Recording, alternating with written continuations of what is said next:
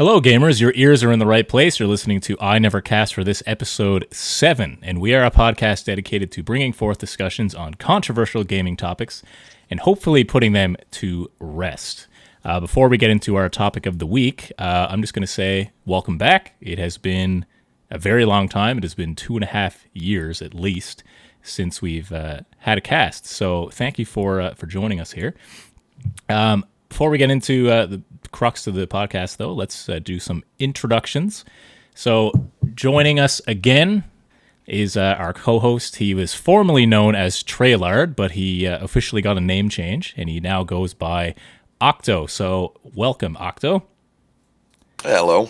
It wasn't exactly a name change. It's just that more people know me as Octo than the other names, so figured why not just go for that from here on forward. Yes, for sure. Nothing wrong with that. And coming back again, as we've had several times now, we have Arebus. How's it going, Arebus? It's going very well. How are you doing? I'm good, thank you. Thank you for being here today. No problem. And a newcomer to the podcast, his first time here. Everybody say hello to Athrikus. How's it going, Athrikus? Thanks for having me. No problem. I'll see you later. Welcome. It's great to have you here. It's great to have all you guys here. Thanks for coming back after our first cast. And again, it's been 2.5 years. Before we get into it, I'm just going to say we're going to be broadcasting on twitch.tv every Monday at this time. It is currently 9:17, I think. We aim to start at 9 o'clock on Mondays. And you can find us on Twitch, the video format. And we're also going to be on YouTube. And the audio versions will also be on most major podcast networks. They're on a bunch right now. We're still waiting confirmation from a few. But they will all be there. So welcome. And again, I've said it's been a while. So let's go over a few things that have happened in the last 2.5 years since we have recorded. So Octo, let's start with you. What have you done since our last cast, which was the delayed PC releases about GTA 5 and Destiny 2? So think of everything you've done since that podcast. Went back to school, dropped out, played a bunch of games, smoked a lot of cannabis, legally, of course. But no, generally, been maintaining my health and just keeping myself safe, basically, especially with this latest world catastrophe that's going on. So all we can do is just wait to see what happens. Right on. Cool stuff. I remember the last podcast, or the last time we were casting, you got a new puppy, right? Yes. So how's your dog doing? She is still a bit of a monster, but I mean, she's definitely grown up a bit. She loves to be sucky now as well as be a complete bull at other times. So yeah, there's no middle ground. She's either totally adorable or absolutely just she wants to just play like a pit bull. Yeah. Right on.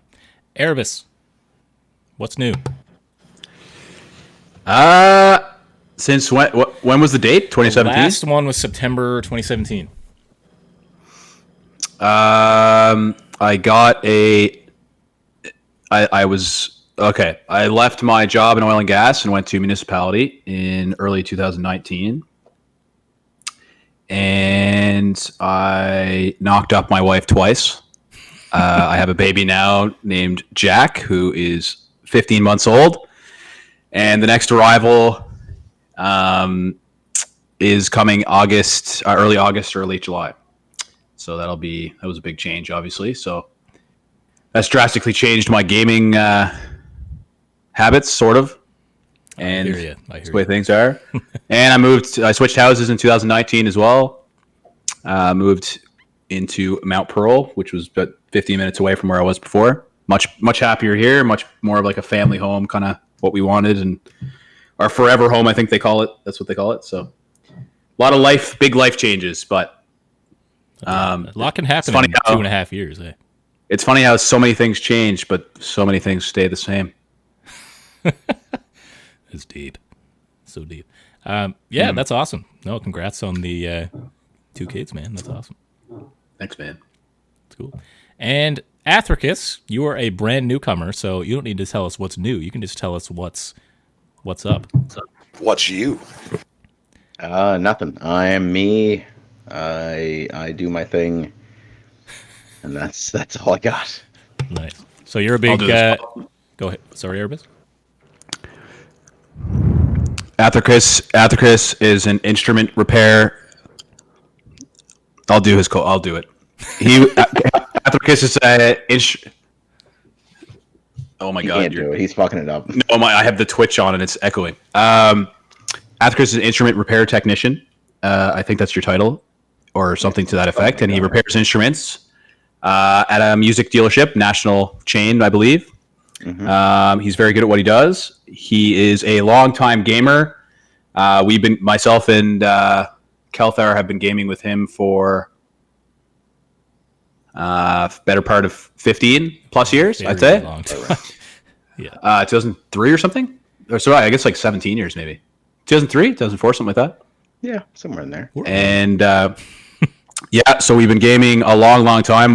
We've spent more time with him in the virtual world than we have in real life.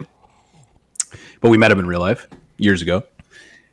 And I think his gaming habits are pretty well varied. They're similar to ours. I think focus on Call of Duty's been a big staple in Athrikus's gaming career, if that's what you call it, or gaming habit, hobbies, whatever you call it. Addiction. And addiction. Yeah. That's the word. And World of Warcraft, a big huge one. game for him. Yeah. Well, he has more time on his warrior than I think I have combined across all my characters. Maybe so pretty close. You've got over 100 days, right? 100 days played. 140 something days. Yeah. Yeah, on his warrior, very dedicated, which is ridiculous.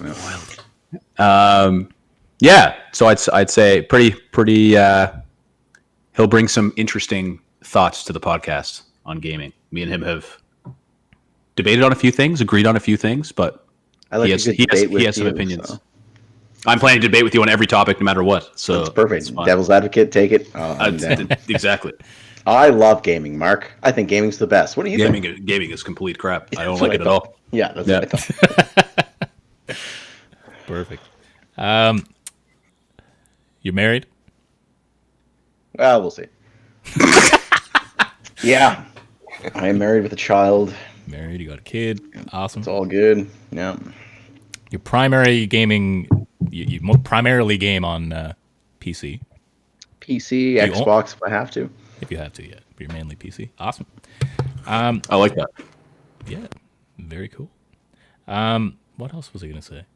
Yeah. We're in the middle of pandemic. And not just us. I mean, literally everybody. That's why pan means world. It's everybody. You got to give your update, Keltharr. Oh, yeah. Me. Right. So since September 2017, I lived in an apartment then. I now live in a house.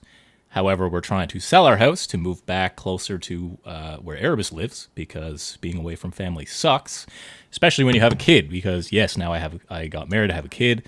Actually, I got a kid and then I got married. I know, horrible. But that's basically what has been going on. Just mainly taking care of the kid. Still a teacher, been teaching at different schools where I live, and yeah, still trying to game. Not gaming nearly as often as I was, especially now, because now like Octo, the first time we were doing the podcast, he had a puppy. Now I have a brand new puppy.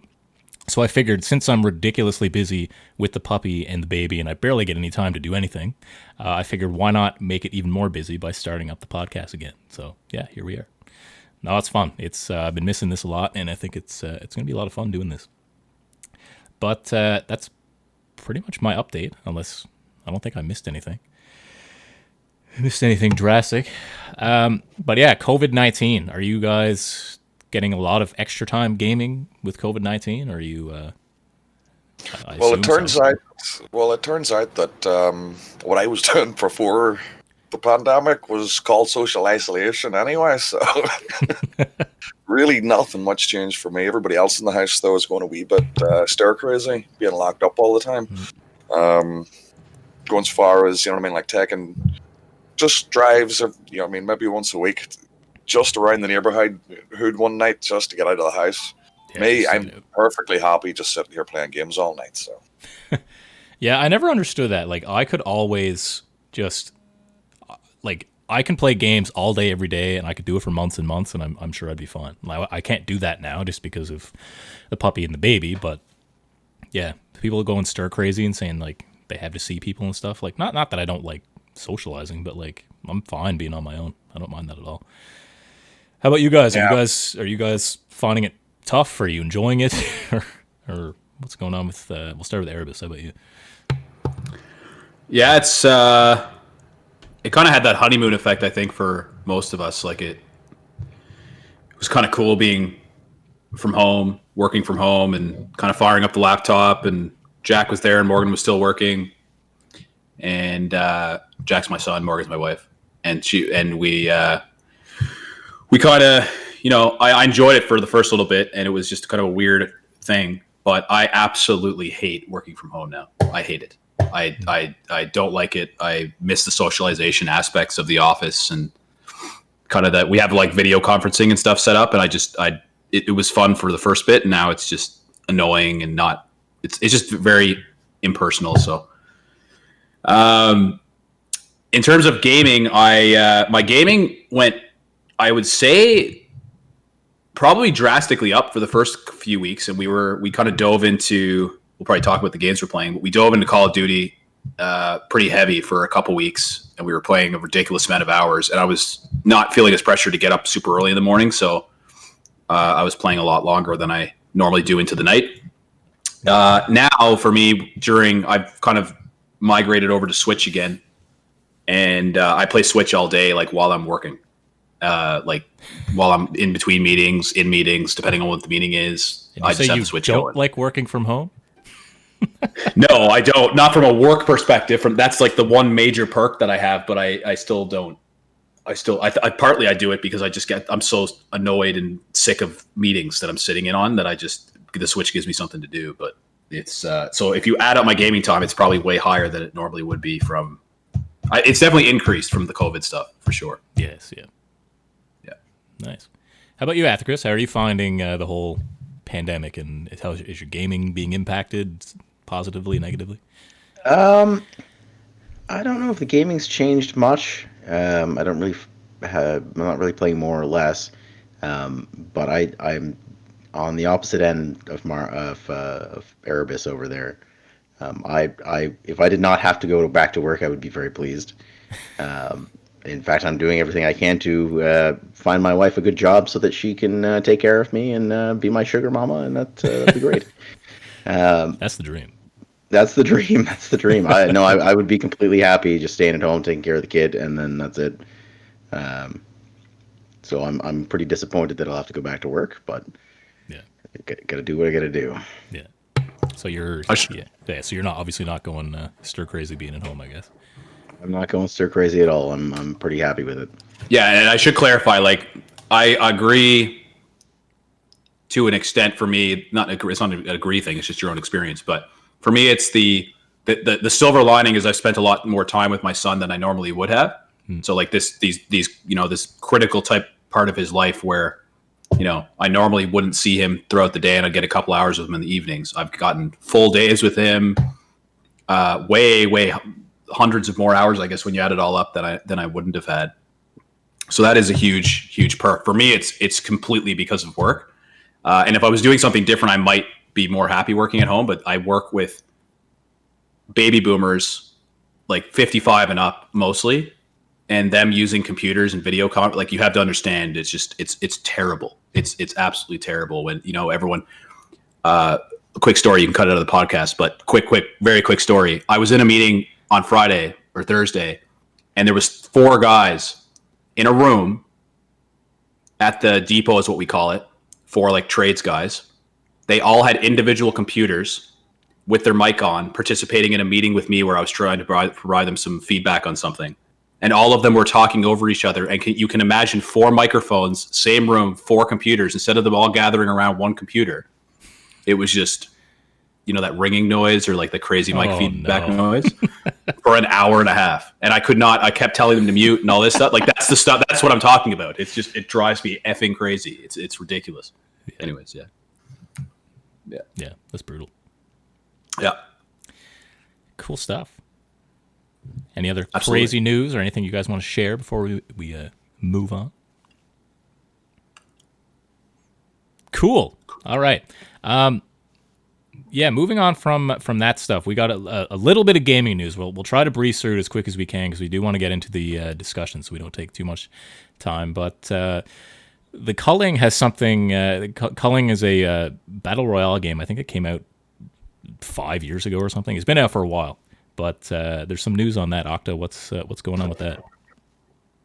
Well, basically, the Culling 2 has been released, but for the first game, or this new version of the game,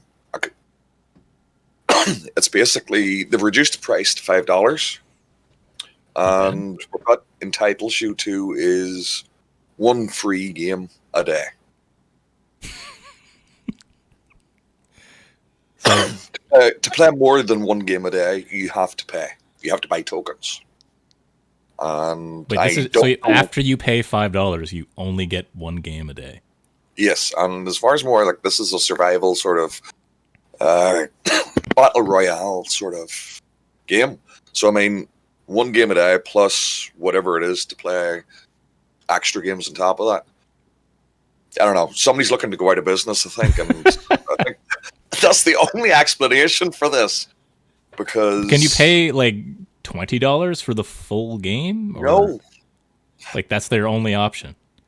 No, but the thing is, if you already own the Culling, then you already have it, but you're still limited to one game a day. Oh yeah, I mean, they have completely shit the bed on this one, and I think they're just looking for a tax write-off at this point, because that's the only explanation I can think of for a move like this. Yeah. Do you guys have thoughts on that, or? I don't know if I understand. So you buy the game. It's like playing Warzone. You had to pay for Warzone, but you only could play it once a day. Yeah. Are the matches like the only way I can say this, seeing this being really cool, is if the matches were like super long. No. Okay. As I said, this makes absolutely no sense business-wise, so that's why it's hilarious to me. It's like, there has to be something shady going on, because nobody in their right mind would think this is a good idea. What company? You say it's the Culling? Is it the Culling you said? Is the game? Yep. So they're bringing it back as the Culling 2 with this model? Oh, no. The Culling 2's been out for about 2 years on it. Shit the bed as well. So they've just decided just to throw everything up there, you know what I mean? Including the kitchen sink and say, right, you're paying per game. It's literally pay per play. That's so strange. Yeah. That was actually a good game, too. It didn't sell well, and it didn't market itself well, but there was a brief blip. Keltharr, me and you played it a couple times, if you remember. I think I bought it for your birthday one year, but I never played it. I don't think I ever played it. I don't remember. I played it like 3 or 4 times, and it's a good game. It didn't stick for whatever reason. But obviously the ultimate microtransaction. It's like mobile games, right? There's machine, basically. There's mobile games that you actually pay for. You have to buy like 99 bullets for your gun. Yeah. Like that stuff like that. That's what it sounds like. It sounds like a mobile type model, but I don't. For PC. That's for PC. Yeah, that's not funny. So. Yeah. Well, yeah. When most other battle royales are free, so that's fucking retarded. If I reinstall the Culling right now, I'll be prompted to pay this money to play. No. You'll be able to play it once, and then you have to start paying if you want. Even though I bought the full game before. Yeah. Yeah. Is there anything else to the game, or is it just a battle royale? I think that's it. It's just a battle royale. It's like a smaller. It's like I think there's like 20 people in a game or so. It's a smaller scale one. And were you able to play as unlimited before? Yeah. I feel like that's illegal. No, that's why I while we're is it on Steam? I believe so. This is worth a follow up next week. Yeah, we should this has to be illegal. Next week, I'm gonna do that. We'll the podcast. I'm gonna install it. While we got some podcast. other crazy stuff that's happening too. Especially in is it Doom Eternal? I think there's some kind of sketchy stuff going on there too. So Octo, what's going on with that? Well, they're pulling a similar move to what Valorant did, what Riot Games did with their anti-cheat system. The only difference is the de novo anti-cheat system. The only way that's different from that in Valorant is the de novo one turns itself off when the game's shut down. The Riot one will stay active no matter what when the computer's turned on. However, regardless, that still leaves kernel. The way they're doing it is at kernel level, ring 0. You're looking at like top level as far as your system is concerned. It can access any part of your system and make changes that you wouldn't be aware of. So if there was an exploit found while those drivers were active, then that's an active backdoor into your system, and why anybody would want to install that. Now, the fact that they put this in after the game's release there's people starting to talk about legal action. Yeah. Just the legality of this because of how invasive this is. It sounds like it's basically just planting a virus on your system and you can't even. So is it on? Is it on for what? Is it on for when people play single player? Player? Yep. That's my only issue with it. So other than that, I would debate you all day on it, which you can put it down as another topic for another week, because I actually don't see the big deal with the Root Zero kit now that I've researched it more. But I don't agree with that. It's forcing it on for people that primarily want to play a single. For Valorant, I get it because it's an online only multiplayer game. But for a single player game, I don't agree. Like that's insane. Like why they would force that upon people.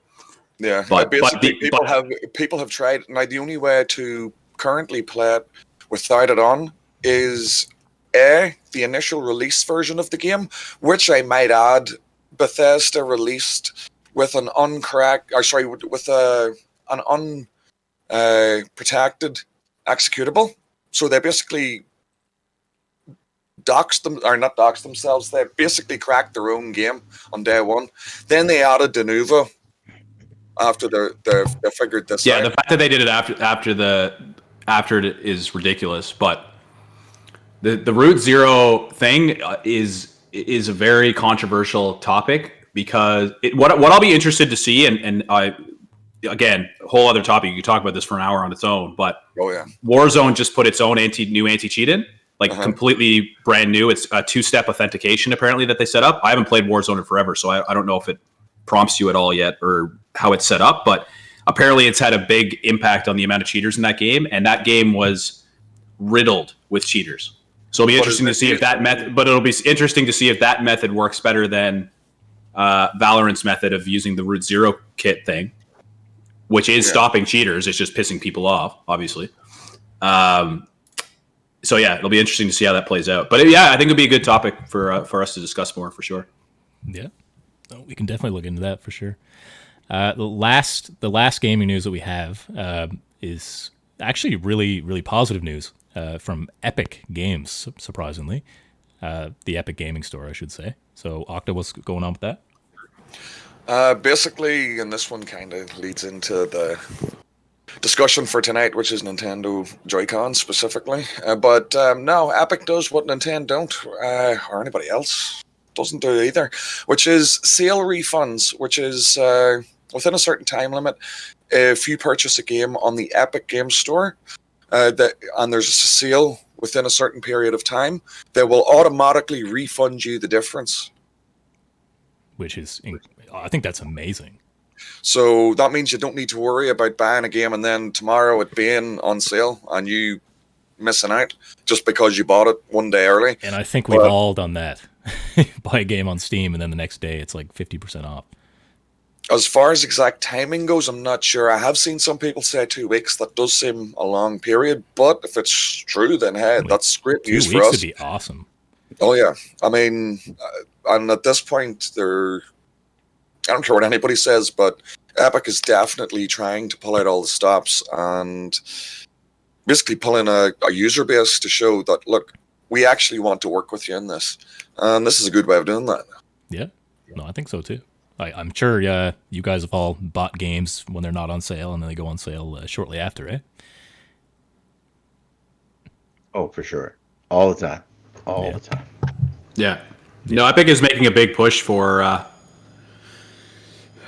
Steam is just so universally used right now. It's hard to put a dent in it, but Epic is like to make GTA 5 free, which is what they did a short time ago, and then this whole announcement that Octo just said, like they're you can't fault them for everything that they're trying to do. It's just a matter of what the lasting impact will be when they stop doing it, or when they, are they going to continue to release free games constantly, and that'll be their little niche thing. But Well, can Epic games be used on Steam? Can you migrate them to Steam? No, not as part of your library. Right. It's still part of your Epic library. But no, I think it's a good idea because it means that it might force the other companies, Steam, Ubisoft, or the Uplay Store, Origin. It could force them into, okay, well, maybe we have to do this now because people are seeing Epic doing this and they think it's a good thing. So was it Epic too that did the what was it called? The like the less of a impact to the people selling the games, like it's less percentage cut. Yeah, like Steam takes it. That Steam takes, I think Valve takes 30%, and Epic is basically taking 10. So so I mean, they're really doing everything they possibly can to try to entice both sellers of games and the consumers as well. And right? honestly, competition is good for the consumer. Like the only people that win are us, right? So yeah. I'm all for it. And some companies are starting to see that. I believe that Microsoft is starting to actually really listen because they are making moves for gaming as a hobby for its future. And they're doing that in part with the Xbox, but also with things like the PC Gaming Pass, which is currently the most, for me, it's the best value for money at the minute. Oh, it is. Absolutely. For sure. All right. I think we should probably move on to the topic of the week, so we don't want to take too long here. But the topic of the week is Joycon Drift. Okay. Octo, you own a Switch. Arebus, you own a Switch. Athrikus, you don't. Now you've played one, right? I think I remember there was a time. Yeah, I borrowed my buddies for like a month. It was quite a while. So yeah. I've had my fill with it for sure. Yeah. So you are familiar with the Switch for sure. Before we delve too far into it, can anyone explain exactly what Joycon Drift is, in case anyone is not sure what that is? Yeah. Take the reins. Yeah. So sorry, I'm eating. I won't do that next time. I was just starving. So Joycon Drift is I'm currently experiencing it with my left Joycon. It's essentially when you move in a direction. For me, it's up, like pressing up on the stick, and then it moves back, and but your character or whatever you're doing in the game continues to move up, and it's so sensitive that you don't even necessarily, for me anyways, you don't even need to move the thumbstick up at all. Even if you just sort of kind of nudge it in any direction, it triggers the drift. So for me, like in Pokemon, for example, I'll be trying to use Bubble Beam and my Squirtle will growl because the drift moves my move up one, right? So it's I'm noticing it way more in a game like Pokemon where your selections are actually, can be critical at a certain moment of the fight, rather than a game where you're just moving around and you kind of notice it. But in Pokemon, like when you're selecting things, it's really, really bad, really annoying. And it's gotten progressively worse for me in the last probably 3 weeks or so. Prior to that, I barely noticed it at all. But I'm also using it a lot more heavily now. So I'm wondering if that may have something to do with it. Yeah. Oh, it's brutal, and it's widespread. Like it's very common. I don't know the exact stats. I don't know if any of you have been able to find that today or not, but I know I think IGN did a poll a while ago, and I think it was like somewhere around 70% of people have experienced Joy-Con Drift, which is ridiculous. Like, it is completely ridiculous that Nintendo, the Switch has been out since March of 2017. That's over 3 years ago. 3 years ago, and it's still happening. Yeah. So, yeah, it's nuts. Octo, did you have yours? Is yours experiencing drift? Yeah, I've had to replace mine. And for the Switch, especially because the Joy-Cons are such an integral part of the system, it's especially just annoying that it's happened. It has happened with an Xbox One controller that I've had in the past, but I mean, that's easier and, well, there are cheaper options that you can go for, as opposed to the Switch, where the Joy-Cons themselves, for just one Joy-Con, is expensive. So, I mean, and for this to be happening this soon after release is a huge, huge thing. From what I've been able to say, though, is the fact that Nintendo was able to put out a fix and made it official, that says to me that there's been enough people complained about it, but they had to do this. But what is their fix?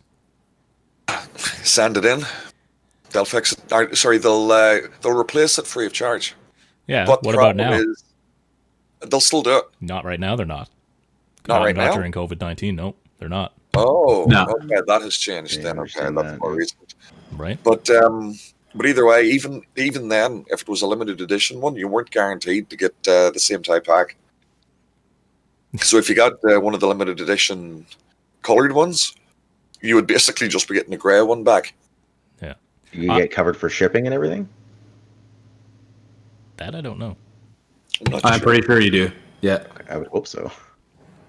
So even so, like, if Nintendo is taking in the Joy-Cons, they're fixing them free of charge and sending them back, that's great. Like, that's good on them. Yeah. But it means they obviously know there is an issue. So why has this not been fixed? Right? It's been over 3 years. Yeah. It's a prevalent issue. They have, I don't know if audacity is the right word, but like, they release a brand new system, the Switch Lite, which still has Joy-Con drift, and you can't even detach those Joy-Cons. Yeah, they're integrated. I don't know, that's a huge oversight as far as Nintendo's concerned. But it's also weird for Nintendo because, I mean, like, Nintendo is supposed to last forever. Yes. And I mean, You could throw in an NES out of a plane and hit the ground and then drop a couple bowling balls on it and it would still work fine. Right? So yeah, like, well. But I mean, definitely. And it's not like they've never made controllers before. They've never designed them before.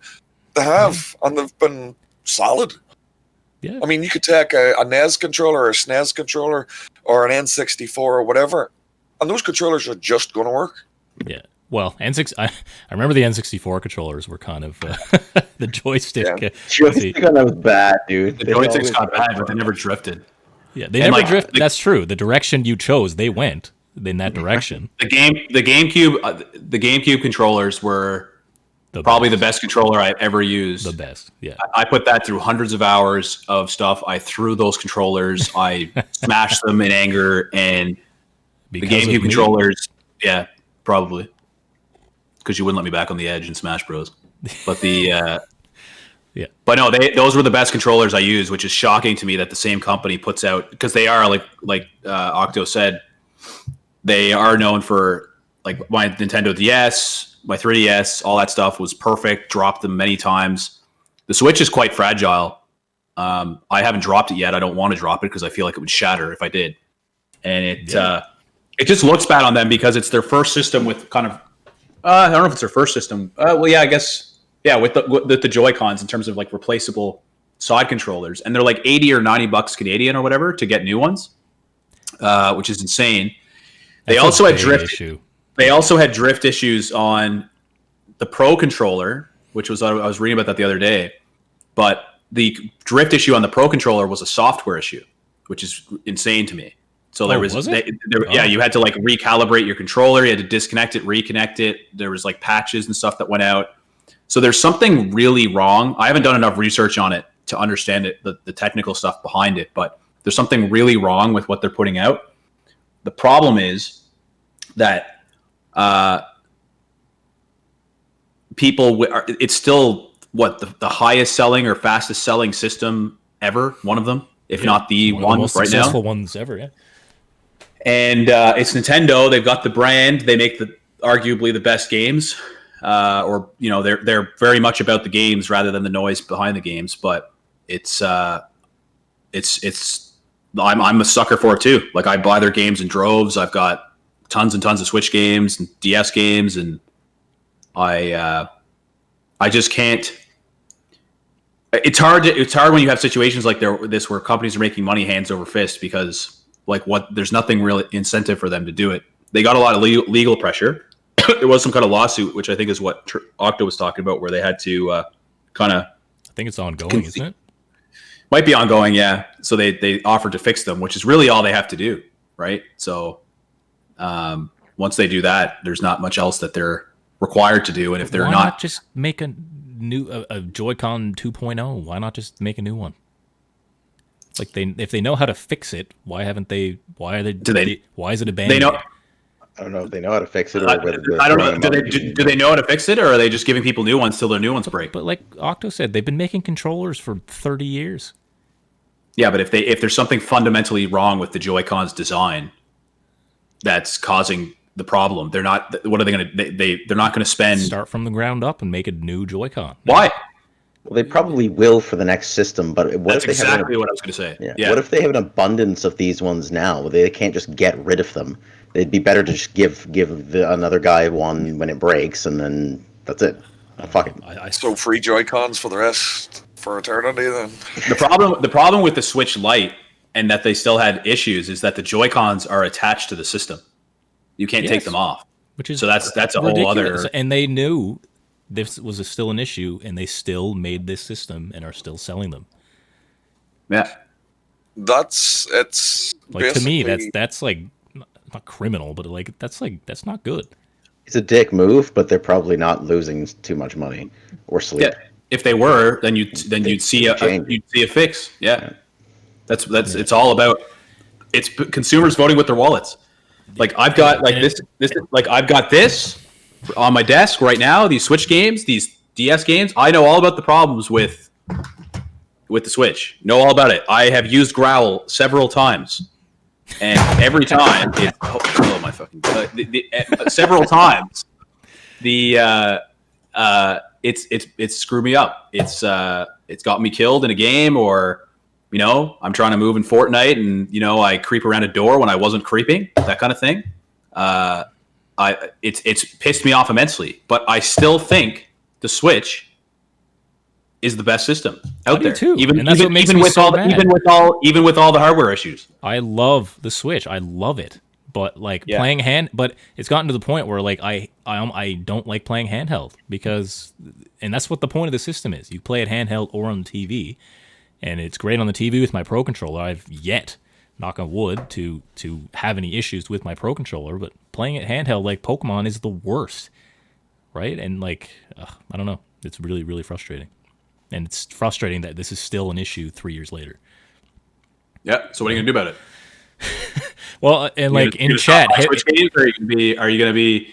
You look at Trailard, Octo, whatever your name is now. You look at Octo, for example, because of the practices of Activision, will not buy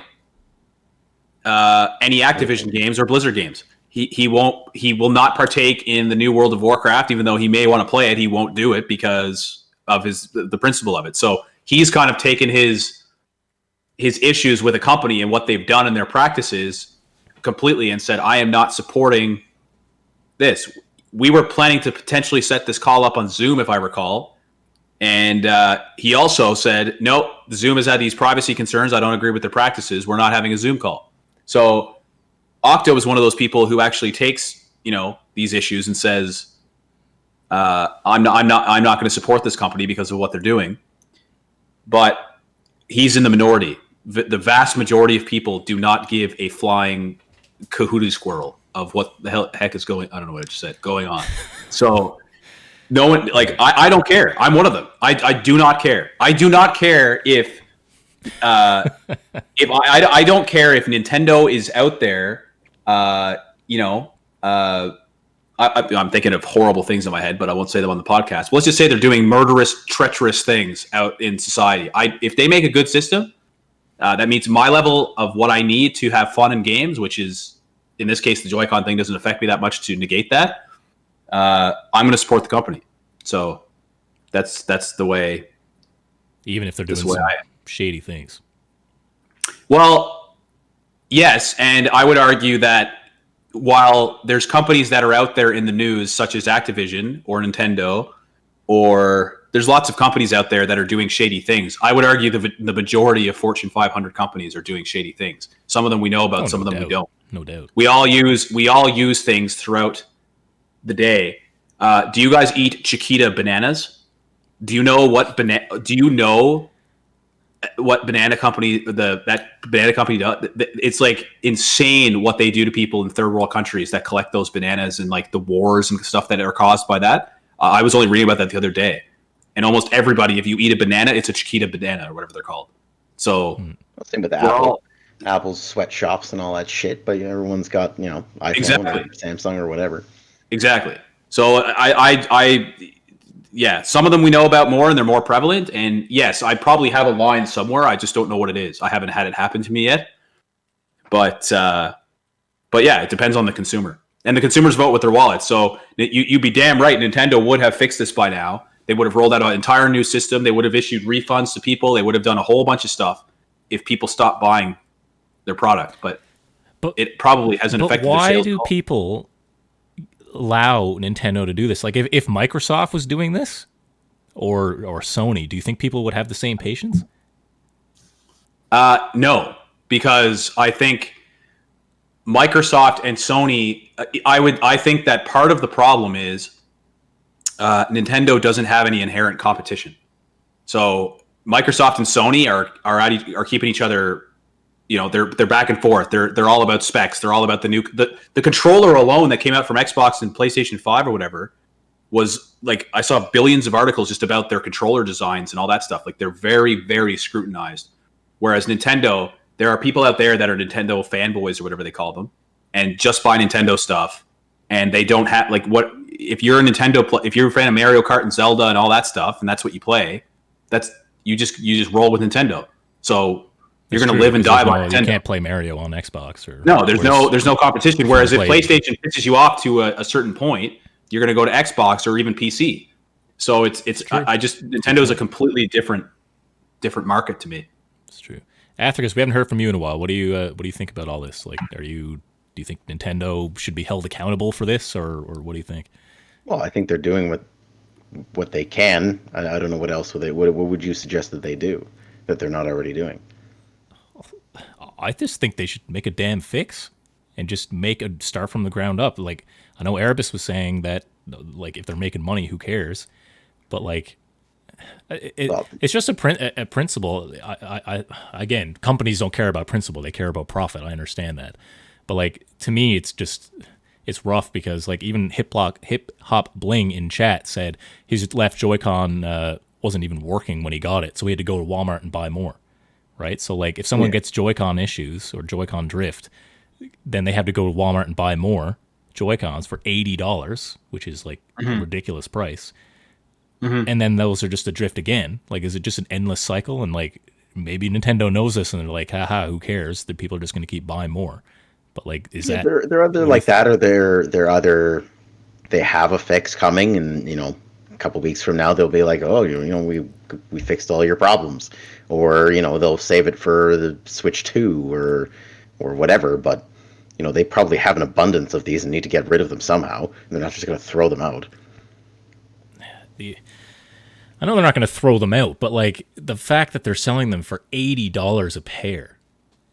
It is a lot. And the other issue I have too is Nintendo is a family-friendly company, essentially. Like, right? Like a lot of kids play Nintendo. So like parents and kids don't know anything about this. They're probably like, oh, my controller's broken. I'd better go buy my kid another one or right? But I don't know. Yeah, I don't make money. Just makes me mad. I know, but look at so Trailard or Octo was just talking about Epic Games, right? All the great things Epic Games are doing. One of the biggest things that Epic Games did with Fortnite on the Switch is they released a copy of Fortnite. You can look this up, where and and I don't know what the numbers ended up being, but there was a copy of Fortnite on a shelf, like at EB Games or whatever, for I think it was $19.99. And the way that they had the game set up was it looked like for parents that they were just buying a game, and then it said includes costumes and different things like that. But why they did that obviously is Fortnite is a free game, but parents coming in are saying, "Oh, my kid wants Fortnite or my kid wants this," and they go in and they buy. They don't know, and it was considered very deceptive by Epic Games what they did with Fortnite's packaging, because it does. If you look at it, it looks like it's a full-fledged game. It comes in the box, same as like everything else, but there's no cartridge. It's just the codes for like the different skins and stuff. Yeah. So, but it's deceptive to like their audience. So like that's what more my point is, that all these companies are doing shady stuff like this if they get away with it. The problem, like Nintendo, and you know this, Keltharr, because you're just as big into Nintendo as I am. Yep. They don't have sales on their games very often. They don't have their hardware is stupidly expensive. Their controller and everything is stupidly expensive. Their games never go on sale, at least their AAA ones. You don't see the statement saying, like, I could buy games on Steam. I could buy 20 games on Steam, and I'd be for the same monetary, I'd have to buy, that 20 games on Steam is probably 1 to 5 games on Switch. Yeah, really. They call it the Switch tax. Right. The Switch tax, yeah. It's more expensive for people to put their games on Switch. They have it set up that way for like companies. So it's the exact opposite of what Epic's doing. Like, think about it. Epic is struggling to get people, and they're doing everything possible to get people. Like, they're giving breaks, free games, they're doing all this stuff, and they're still struggling to get people. Nintendo is doing none of those things, and also has hardware that is complete crap. The Joy-Cons fail. The hardware themselves, it doesn't even have Bluetooth. What doesn't have Bluetooth these days, right?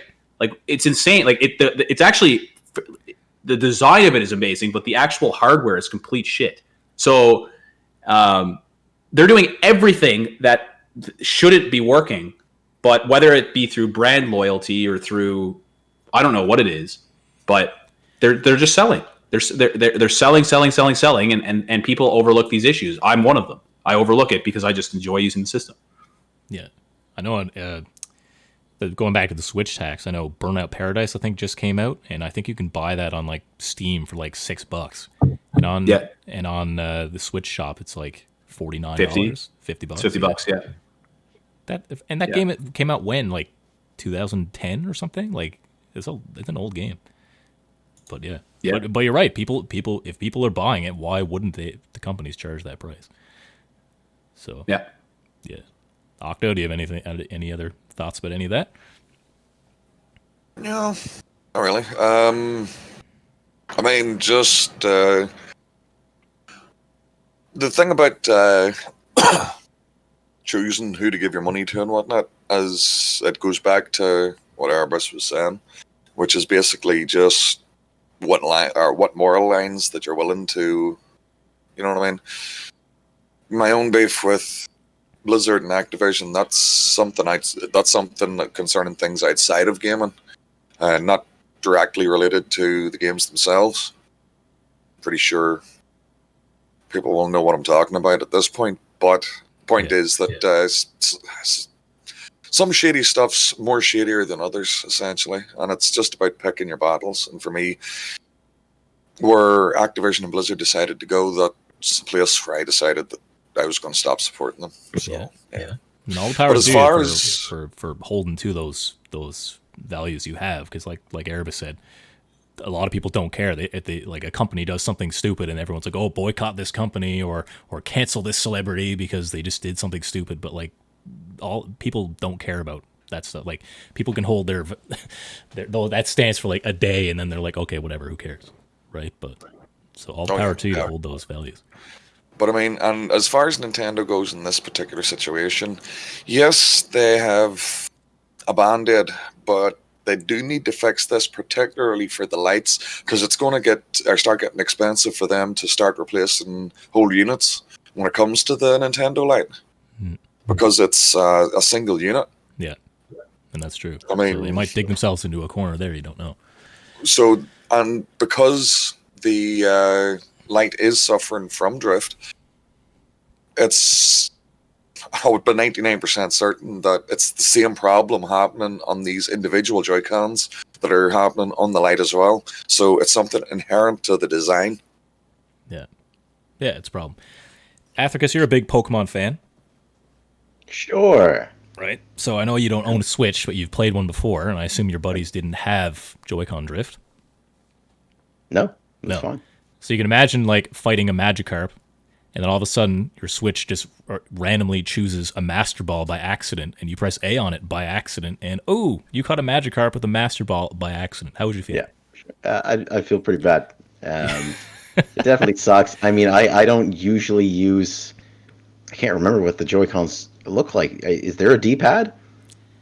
There is. It's kind of lackluster, but there is one. Yeah, I usually use the D-pad for that stuff anyway, and switch to the joystick for walking. But so probably I wouldn't run into that problem too often, but I can definitely understand. And that's why I'm so mad, because when I'm playing Pokemon, I try to control the menus with the D-pad, but then the left joystick goes crazy and it just flickers around the menus, and you can't control it, and then the D-pad becomes unresponsive. Okay. So it's really, really frustrating.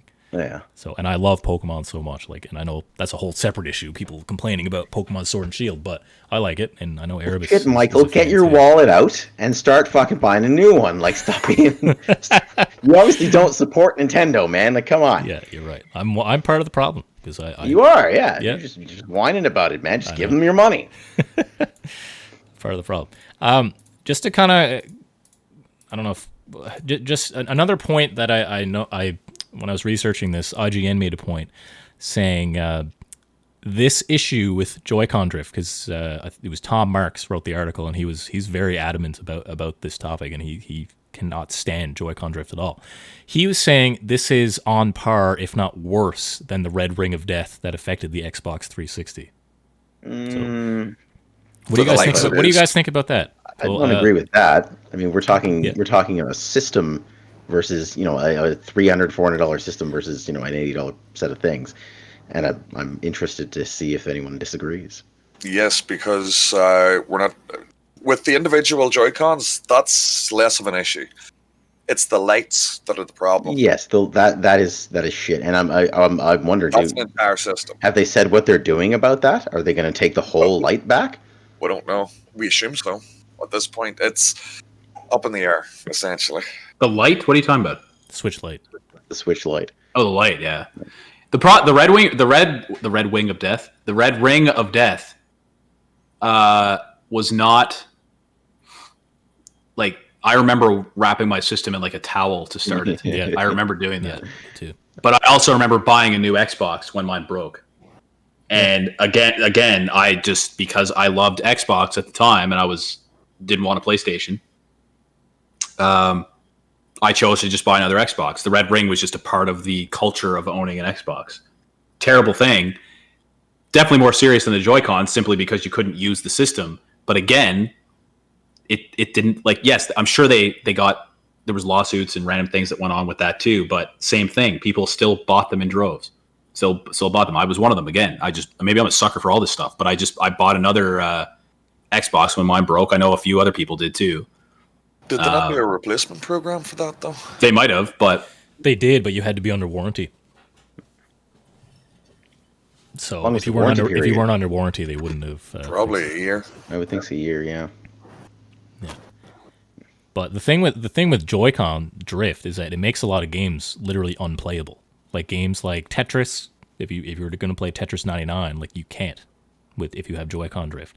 And the other problem with Joy-Con Drift, it's not a matter of if you're going to get it, it's a matter of when, right? Because there's almost everybody will experience it at some point, right? Whereas the red ring of death was like a 40 or 50% chance to get it, which is obviously ridiculously high.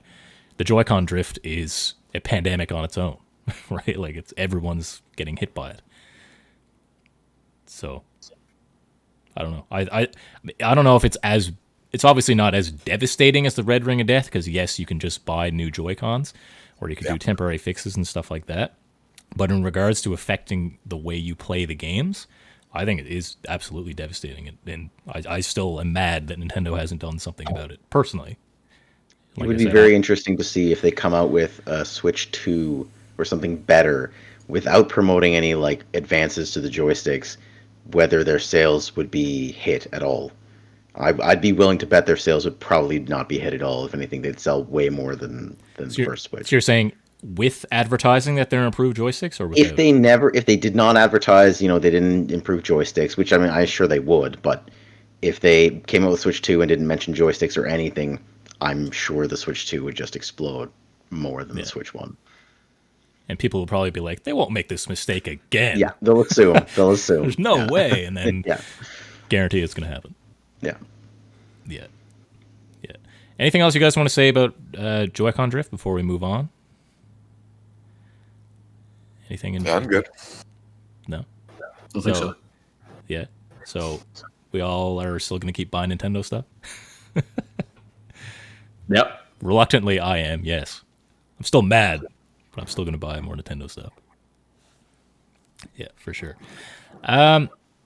Yeah, so that's it for the topic of the week. I thought we would do something a little, fun, because that's what this is all about.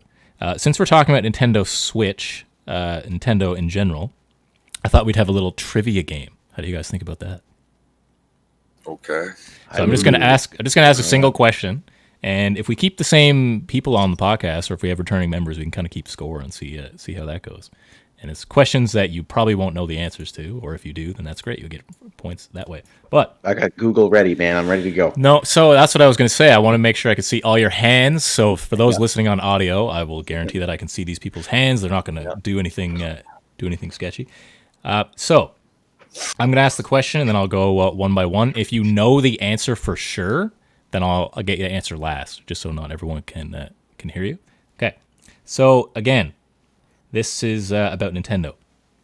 So different companies use project code names for their developing consoles. For example, the Xbox One X was known as Project Scorpio in its development, and the Xbox Series X was known as Project Scarlet. Okay. So what was the code name for the Nintendo 64? And again, if you know it, don't shout it out. So it'll be multiple choice. Don't worry. I do know So, this. I think I know this. Was it Project? I don't know this. Okay, so was it Project Atlantis? Was it Project Revolution? Was it Project Dolphin? Or was it Project Reality? So I know what the answer is, but Okay, do I so say don't say it yet. So if you know it, don't say it. So Octo, do you have any idea? We'll start with you. I'm going to say Dolphin, and I'll tell you why. It's because of the emulator. I'm more familiar with the emulator than I am with the original system. Okay, so you're going with C, Project Dolphin. Dolphin. Arebus or Athrikus, do you know for sure, or do you think you know? I'm fairly certain. I don't know for sure. I'm fairly certain as well, yeah. Okay, Athrikus, we'll go with you next. What's your answer?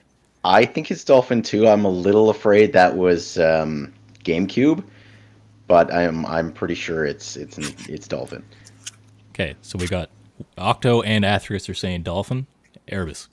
What were the options again? Okay, so it's Project Atlantis, Project Revolution, Project Dolphin, and Project Reality. Yeah, I'm fairly certain it was Dolphin. I'm the same as Athrikus. I can't remember if it was GameCube or not, but I'm almost sure I read about it in Nintendo Power years and years ago, and it was Dolphin. Okay, so that is your final answers. Dolphin. Everyone's saying Dolphin. Yeah. So Project Dolphin, Athrikus, your suspicions were correct. Shit. That GameCube? was the code name for Yeah. the GameCube, and I remember that growing up a lot too when it was being in development. So it's not Project Atlantis. That was actually a canceled console that Nintendo was making, and Project Revolution was for the Wii. That was the code name for the Wii. So it's actually Project Reality. I never would have guessed that. It was for the N64. I didn't know that either. Yeah, I didn't know it either. I thought that was interesting. I think the other code name, it had two code names actually. It was Reality and Ultra 64 was the other one, but I figured that was too obvious. And Dolphin was GameCube too. I'm remembering it now. It was GameCube. Yeah. I remember that's what I read in Nintendo Power. I just wrong timeline. Yeah. No, I remember that a lot too. It's like, oh, the dolphin. Yeah. That's so cool. And I think it was like Donkey Kong 64 or something had like a dolphin in DK's hut. There was like a picture of a dolphin on the wall, and I think that was what it was in reference to. Yeah. Something like that. It was pretty Echo cool. the Dolphin. Well, Echo the Dolphin. That was a Sega Genesis game, I think. Echo the Dolphin. Was it? I thought. Oh, yeah. Was that a rare game? Maybe it was a rare game. No. Might have been French, but I don't know why I remember that part of it, but yeah. No, it could have been. I don't know. But no, I only know about the dolphin reference to Nintendo because of the emulator. I do use the emulator occasionally, so to play older games. So yeah, cool. Well, you guys all got stumped. So if you return to the podcast, which I hope you will, then we'll have to try again, and we'll keep score, and hopefully you guys are more competent next time. So yeah, for sure. I think that's it. Is there anything I'm missing or something we were supposed to say or do or to cover? I don't really, think so. Normally you have like a little segment on what people are playing this week or something. Oh yeah. Thank you. We'll go over that a little bit quickly. So Octo, what have you been playing lately? Lately I've been playing Warhammer 40k Inquisitor. Is that an MMO? No, it's it's think Diablo 2 without the guilty complex, and yeah, it's a really good game. It's a really good game like Diablo 2. Oh.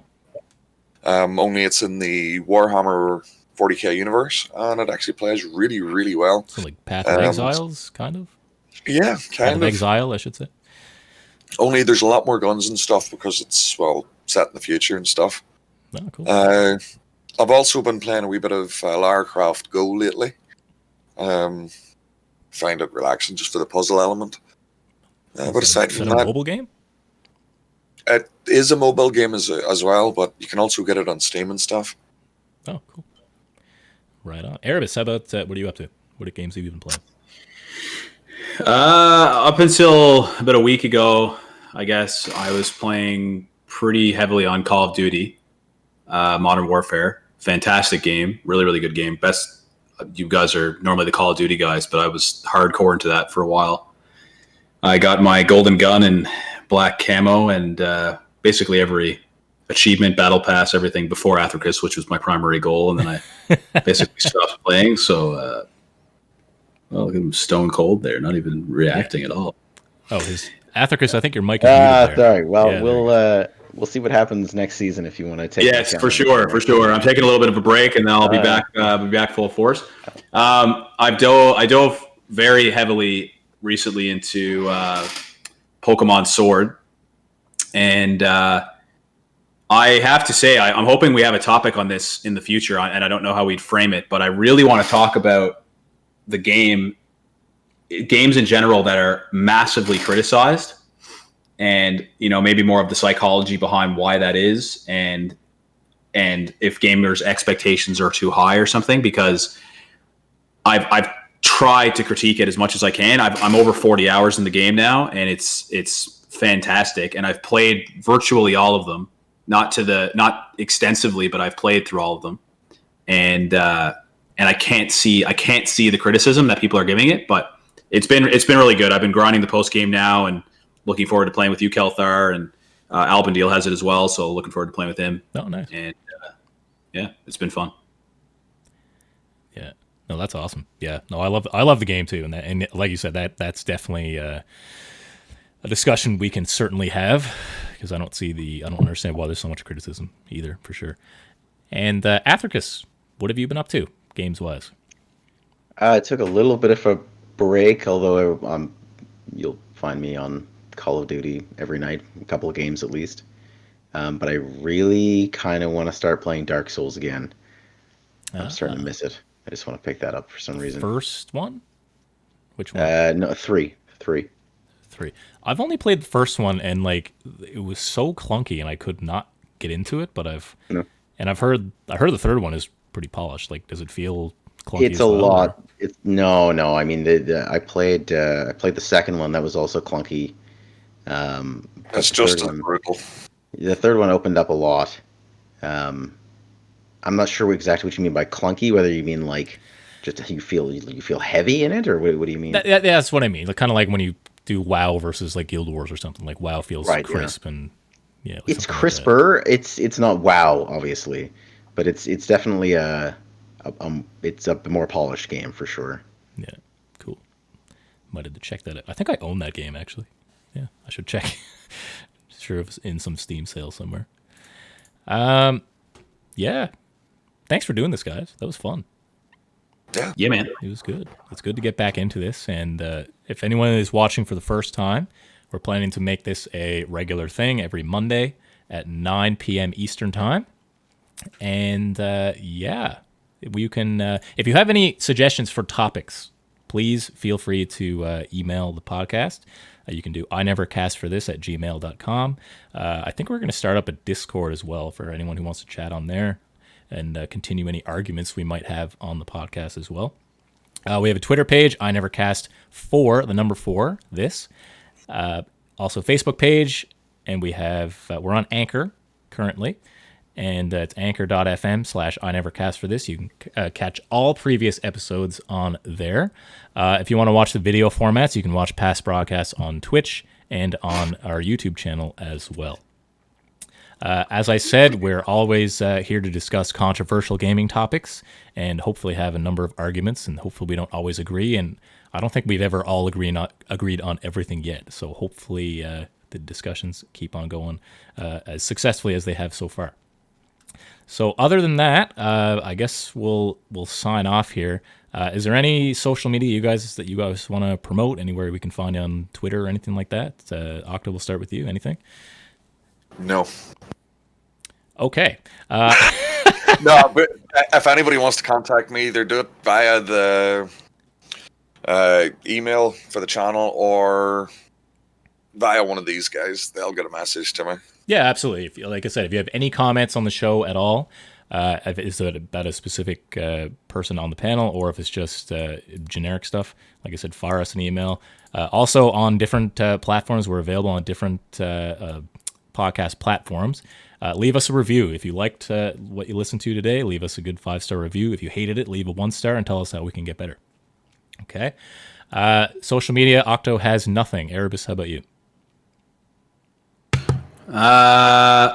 Twitch.tv/Arebus. I have not streamed since 2015, but every week, you never know. You never know. Tune in. I was at 450 followers last time. I was the number one Brawlhalla streamer for about a week, and then I was on top. Just like usually when I get to be the best at something, I just quit, which is why I left COD about a week ago. Right, Calvin? But yes, that you can get me on there, or I'll surpass you. So you just leave when you're on top. It's perfect. ICQ, MySpace, Napster. I'm on all those too. Nice. Classics. Kaza, did you say that one? LimeWire. Yeah. Morpheus. Yeah. Nice. And Athrikus, do you have Twitter or anything like that you want people to follow? I'm a ghost. If you find me, you won't. So good luck. What? Awesome. So as I said, guys, if you have any questions, comments, anything at all, just email the podcast. Like I said, I'm probably going to start a Discord channel. That's probably the easiest way to set all this stuff up. And for those that were watching us on Twitch, thank you for joining us. And thanks for the lovely comments you guys were leaving there as well. And I think we'll call it a day. So we'll see you next Monday at 9 p.m. Eastern. So thanks again for doing this, guys. And everybody say goodbye. Goodbye. Bye.